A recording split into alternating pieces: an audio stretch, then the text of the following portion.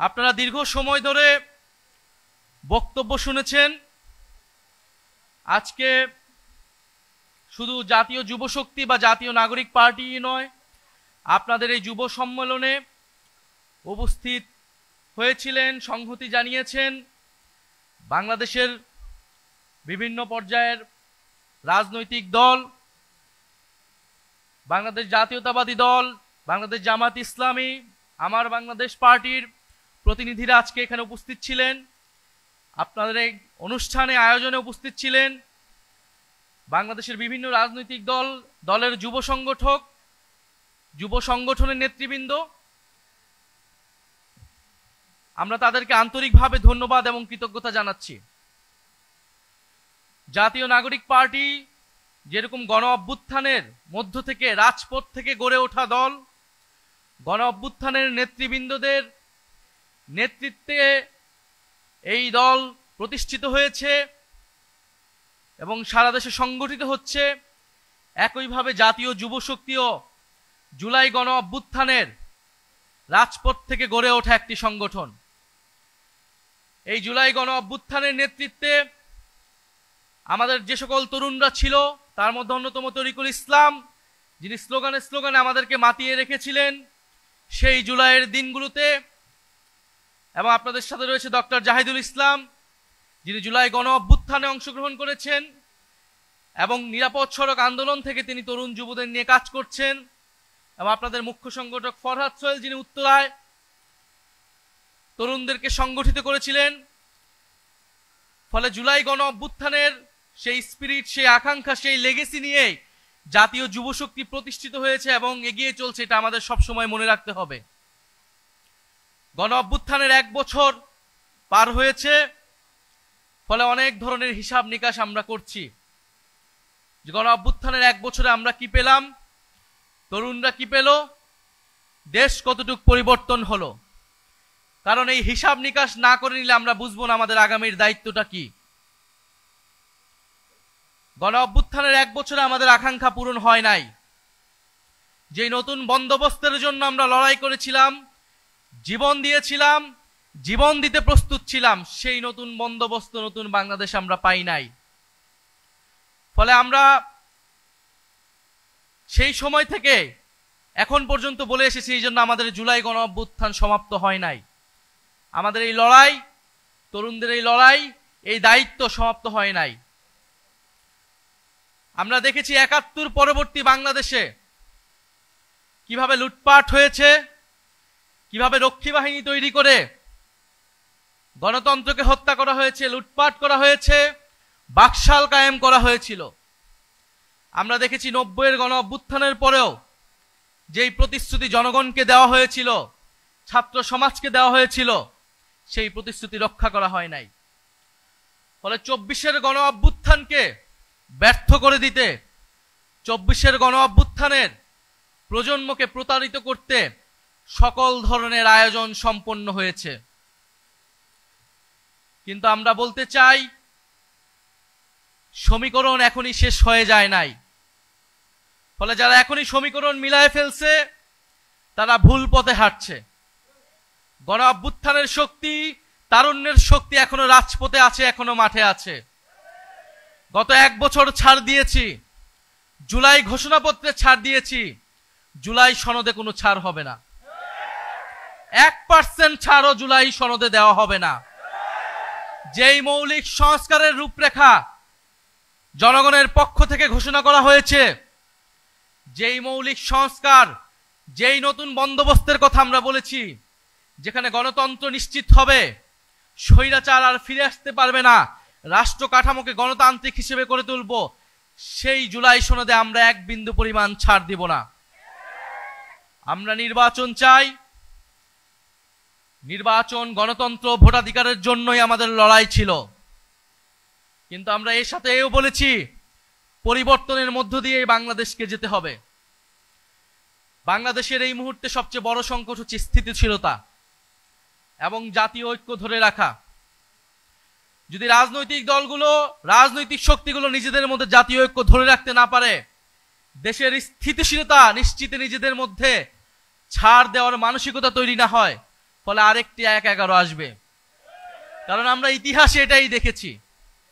আমরা মনে করি রাজনৈতিক সমস্যার সমাধান রাজনৈতিক দলগুলোকেই বসে করতে হবে এবং সেই সংস্কৃতি বাংলাদেশে কায়েম করতে হবে। যদি রাজনৈতিক দলগুলো ব্যর্থ হয়, লাভবান হবে ডিজিএফআই, লাভবান হবে অরাজনৈতিক শক্তি, লাভবান হবে বিভিন্ন বৈদেশিক শক্তি। আমরা গণ অভ্যুত্থানের ফলে যেই জাতীয় ঐক্যের স্বার্থে, বাংলাদেশের স্থিতিশীলতার স্বার্থে গত 1 বছর ধরে গণ অভ্যুত্থানের শক্তি, বৈষম্য বিরোধী শক্তি, জাতীয় নাগরিক পার্টি বারবার ছাড় দিয়ে গিয়েছে। কিন্তু ছাড় দিতে দিতে আমরা শেষ প্রান্তে এসেছি। আমরা এবার ছাড় দিব না। আমরা এবার আদায় করে নিব যে গণ অভ্যুত্থানের পরে নতুন বাংলাদেশের প্রতিশ্রুতি আমরা দিয়েছি, যে গণতন্ত্র প্রতিষ্ঠার, বৈষম্যহীন বাংলাদেশ প্রতিষ্ঠার প্রতিশ্রুতি দিয়েছি। অন্তর্বর্তী সরকার যেই প্রতিশ্রুতি দিয়ে, যেই শহীদের রক্তের উপর দিয়ে প্রতিষ্ঠিত হয়েছে, সেই প্রতিশ্রুতি আদায় না করে এই সরকার যেতে পারবে না। সেই প্রতিশ্রুতি বাস্তবায়ন না হওয়া পর্যন্ত কোনো রাজনৈতিক দল ক্ষমতায় আসতে পারবে না। ফলে আমরা এখনো বলবো, আসুন জাতীয় ঐক্যের স্বার্থে, স্থিতিশীলতার স্বার্থে আমরা সেই প্রতিশ্রুতিগুলো একে একে পূরণ করি। আজকে জাতীয় যুব দিবস, জাতীয় যুব সম্মেলন, ফলে যুবকরা একত্রিত হয়েছে।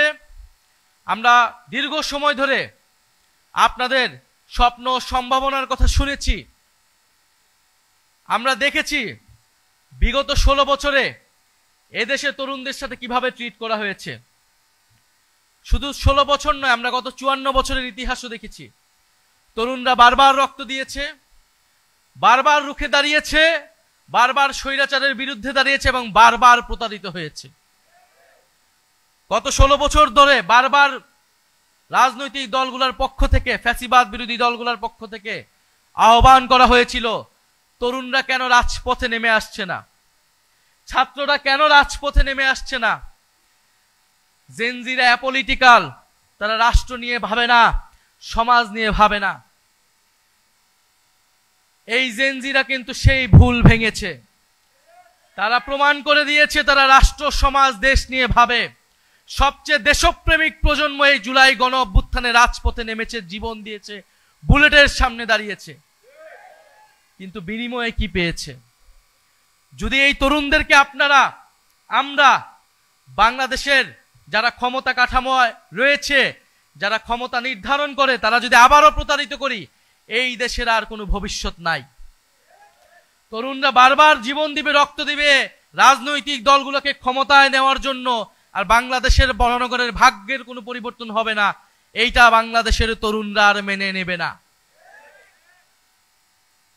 বাংলাদেশের তরুণরা একটা অমর্যাদাকর জীবনযাপন করে,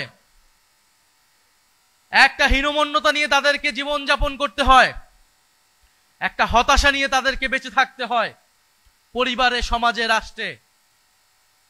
সে জানে এই রাষ্ট্র তাকে সক্ষম হিসেবে, দক্ষ হিসেবে গড়ে তোলে নাই। সেটা এই দেশের শিক্ষা ব্যবস্থার দিকে তাকালেই বোঝা যায়।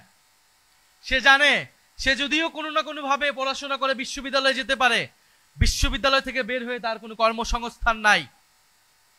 এবং সে যদি রাজনীতিতে যোগ দেয়, তাহলে চাঁদাবাজি, সন্ত্রাস, টেন্ডারবাজি করে তাকে রাজনীতিতে করতে হবে এবং রাজনৈতিক দলগুলার লাঠিয়াল হিসেবে তাকে সব সময় রাজনীতি করে যেতে হয়।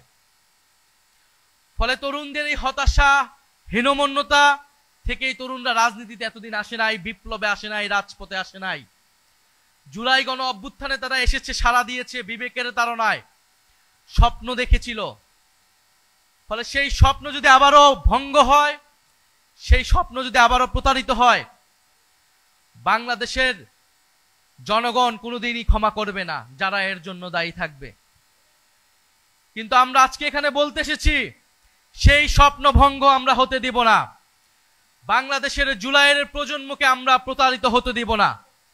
আমাদের নিয়ে যতই মিডিয়া ট্রায়াল করা হোক, আমাদের নিয়ে যতই ষড়যন্ত্র করা হোক না কেন, গণ অভ্যুত্থানের আকাঙ্ক্ষায় তরুণ প্রজন্মকে ক্ষমতায়িত করতে আমরা রাজপথে লড়াই করে যাব। আমরা বলেছি তরুণদেরকে ক্ষমতায়িত করতে হবে, এর মানে এটা না এনসিপিকে ক্ষমতায় আনতে হবে। প্রত্যেকটা রাজনৈতিক দলের তরুণরা কিন্তু রাজপথে নেমেছিল। ছাত্র সংগঠন, যুব সংগঠনরাই লড়াই করেছিল, ভ্যানগার্ড হিসেবে থেকেছিল। রাজনৈতিক দলগুলো তার কতটুকু মূল্যায়ন করেছে? প্রত্যেকটা রাজনৈতিক দলগুলো নীতি নির্ধারণ পর্যায়ে তরুণদেরকে নিয়ে আসতে হবে। গণ অভ্যুত্থানে ভূমিকার জন্য তরুণদেরকে সেই সম্মান দিতে হবে। আমাদেরকে সম্মান না দেন, আপনার দলের তরুণদেরকে আপনারা সম্মান দেন। আমরা আগামীর সংসদে, আগামীর নির্বাচনে, আগামীর গণপরিষদে আমরা তরুণদের সর্বাধিক অংশগ্রহণ দেখতে চাই। সকল রাজনৈতিক দলকে এটা কমিটমেন্ট করতে হবে। তাদের ইশতেহারে আমরা দেখব তরুণদের জন্য তারা কি ঘোষণা করছেন, তরুণদের কত পার্সেন্টকে তারা নমিনেশনের টিকিট দিচ্ছেন। এর থেকে বোঝা যাবে আপনার দলের তরুণরা, আপনার দলের ছাত্র সংগঠন, যুব সংগঠনে যারা লড়াই করেছে তাদেরকে আপনারা কতটুকু সম্মান প্রদর্শন করলেন। বাংলাদেশের তরুণদের জন্য, যুবদের জন্য কয়েকটা বিষয় খুবই জরুরি, যার বেশিরভাগই আমাদের আজকের এই যে যুব ইশতেহার যিনি ঘোষণা করেছেন, যুব শক্তির আহ্বায়ক, তার যুব ইশতেহারে এসেছে। আমরা মনে করি শিক্ষা এবং নৈতিকতা তরুণদের জন্য, যুবদের জন্য খুবই গুরুত্বপূর্ণ। শিক্ষার মাধ্যমে তার যে নৈতিকতা, দেশপ্রেম এবং মূল্যবোধ, এরকম একটি প্রজন্ম আমাদেরকে তৈরি করতে হবে। একটা রাষ্ট্র তরুণদেরকে আসলে কিভাবে গড়ে তুলতে হয়, কিভাবে গড়ে তুলতে চায়, তার প্রতিফলন ঘটে তার শিক্ষা ব্যবস্থার ভিতরে। ফলে শিক্ষা ব্যবস্থার মধ্যেই আমাদের যেই তরুণ প্রজন্ম, দেশপ্রেমিক, মূল্যবোধ সম্পন্ন, নৈতিক একটি তরুণ প্রজন্ম গড়ে ওঠার জন্য আমাদের সেই শিক্ষা ব্যবস্থার আমূল সংস্কার লাগবে। দ্বিতীয় সবচেয়ে গুরুত্বপূর্ণ হচ্ছে কর্মসংস্থান। আপনারা জানেন এই গণ অভ্যুত্থানের সূত্রপাতটাই ঘটেছিল কর্মসংস্থানের জন্য, কোটা সংস্কারের জন্য। কারণ বাংলাদেশের বিশ্ববিদ্যালয়ে পড়া তরুণদের সামনে সে জানে একটাই মাত্র অপশন, তার সরকারি চাকরিতে অংশগ্রহণ করা, সরকারি চাকরি পাওয়া। কারণ এই সরকারি চাকরি পাওয়ার মাধ্যমে সে সমাজে কিছুটা মর্যাদাপূর্ণ জীবন পাবে, ক্ষমতার অংশীদার হইতে পারে সে, অথবা সে বিদেশ চলে যেতে চায়। তরুণদের সামনে আর কোনো অপশন নাই, তরুণরা আর কোনো স্বপ্নই দেখতে পারে না। এবং চাকরি নিতে গেলে তাকে ঘুষ দিতে হয়, দুর্নীতির আশ্রয় নিতে হয়, অথবা স্বজনপ্রীতি রাজনৈতিক দলের পিছে পিছে ঘুরতে হয়, নেতার পিছে পিছে ঘুরতে হয়। ফলে আমরা গণ অভ্যুত্থানের সময় যে স্লোগান দিয়েছিলাম, মেধাভিত্তিক বাংলাদেশ আমরা গড়ে তুলতে চাই, দুর্নীতিমুক্ত প্রশাসন আমরা গড়ে তুলতে চাই, এবং তরুণদের জন্য যে কর্মসংস্থান, বিনিয়োগ, উদ্যোক্তা, সেই ধরনের পরিবেশ, সেই ধরনের বিনিয়োগ, সেই ধরনের অর্থনীতি বাংলাদেশে আসলে গড়ে তুলতে হবে। তৃতীয়ত হচ্ছে শারীরিক এবং মানসিক বিকাশ। তরুণরা কি খাবার খায়, তরুণদের মানসিক স্বাস্থ্য, আমাদের তরুণীদের মানসিক স্বাস্থ্য, এর উপর নির্ভর করে দেশের ভবিষ্যৎ, জাতির ভবিষ্যৎ। আমরা বিশ্ববিদ্যালয়ের হলগুলোতে দেখি কি ধরনের খাবার খেয়ে বছরের পর বছর একজন ছাত্রকে, একজন তরুণকে বেঁচে থাকতে হয়, লড়াই করতে হয়। তার প্রতিদিন খাবারের চিন্তা করতে হয়, সে পড়াশোনার চিন্তা করবে কখন। এবং বাংলাদেশের শিক্ষা প্রতিষ্ঠানগুলোর একই অবস্থা। শিক্ষা প্রতিষ্ঠানগুলোতে তরুণদের জন্য, তরুণীদের জন্য মানসিক স্বাস্থ্যের কাউন্সিলিং এর কোনো ব্যবস্থা নাই।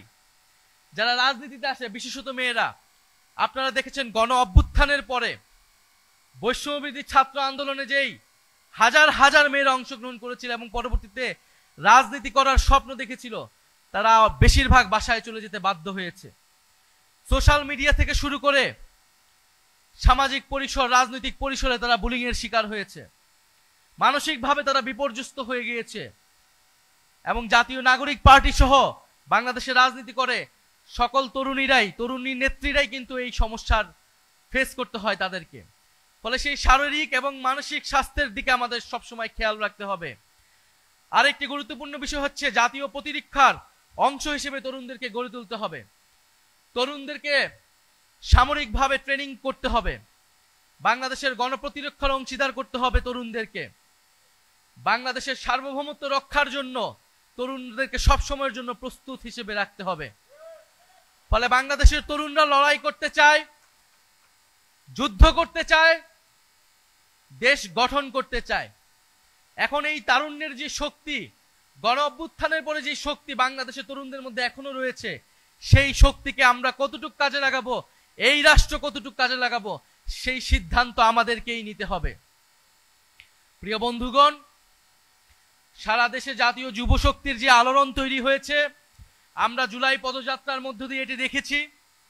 জুলাই পদযাত্রায় সারা দেশের প্রায় প্রত্যেকটি জেলায় জাতীয় যুব শক্তির সংগঠকরা আমাদেরকে সহযোগিতা করেছে, তরুণদেরকে জুলাই পদযাত্রায় নিয়ে এসেছে। ফলে জাতীয় যুব শক্তির কে আমি সেই আন্তরিক ধন্যবাদ জানাই এবং সেই সাফল্য কামনা করি। জাতীয় যুব শক্তি আজকে যেই ঐতিহাসিক যুব সম্মেলন আয়োজন করলো এবং যেই প্রতিশ্রুতি, যেই ওয়াদা আমরা দেশের তরুণদের প্রতি, বাংলাদেশের জনগণের প্রতি আমরা দিয়েছি, ইনশাল্লাহ সেই ওয়াদা আমরা পালন করব এবং আমাদেরকে সংশোধন সংস্কার নিজেদের ঘর থেকে শুরু করতে হবে। আমরা চাঁদাবাজ সন্ত্রাসের বিরুদ্ধে কথা বলছি, কিন্তু আমাদেরকে নিজেদের নিয়ে সবচেয়ে বেশি সতর্ক থাকতে হবে। আমরা বিশ্বাস করি চাঁদাবাজি সংস্কৃতি কোনো রাজনৈতিক দলের জন্য কোনো ভালো ইমেজ নয়। ফলে প্রত্যেকটি রাজনৈতিক দলগুলোকে সেই পরিশুদ্ধির মধ্য দিয়ে যেতে হবে।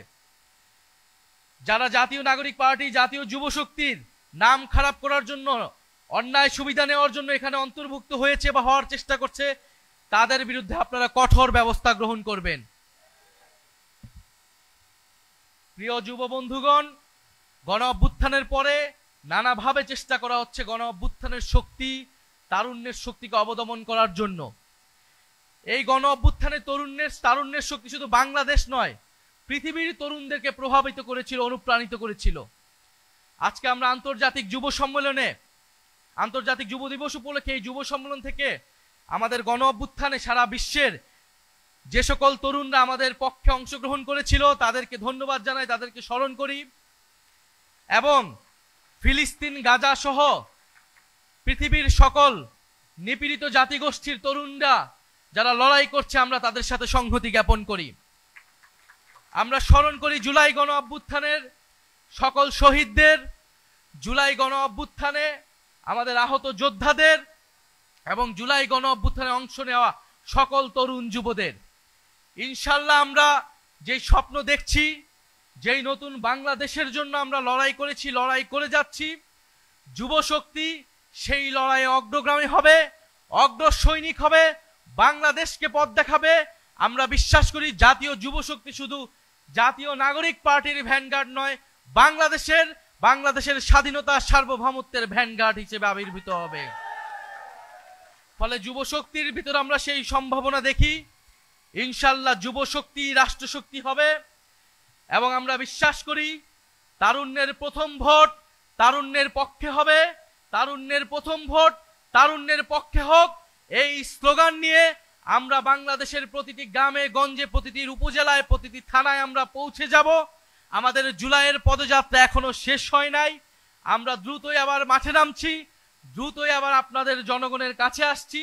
জাতীয় যুব শক্তি আসছে এবং আমরা গণ অভ্যুত্থানের যে প্রতিশ্রুতি, জুলাই সনদের যেই প্রতিশ্রুতি, সেই সকল প্রতিশ্রুতি বাস্তবায়ন করেই আগামীর যে নির্বাচন, সেই নির্বাচনে আমরা অংশগ্রহণ করব।